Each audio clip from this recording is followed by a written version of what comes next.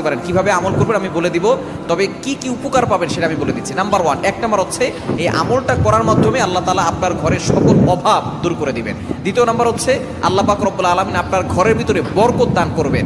এবং 3 নাম্বার হচ্ছে দুশ্মন থেকে আল্লাহ তাআলা আপনাকে মুক্তির ব্যবস্থা করে দিবেন।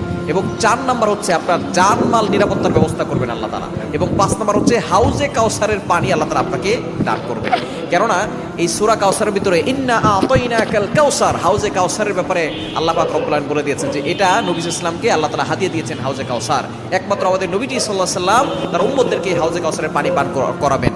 যার সাদা হচ্ছে দুধের থেকেও বেশি সাদা এবং মধুর থেকেও বেশি মিষ্টি, একবার যে পান করবে 500 বছর ধরে তার কোনো পানি তৃষ্ণা লাগবে না। এটা আপনি কিভাবে আমল করবেন?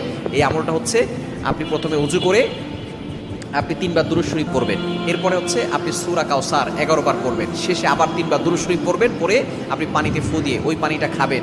দেখবেন আল্লাহ পাক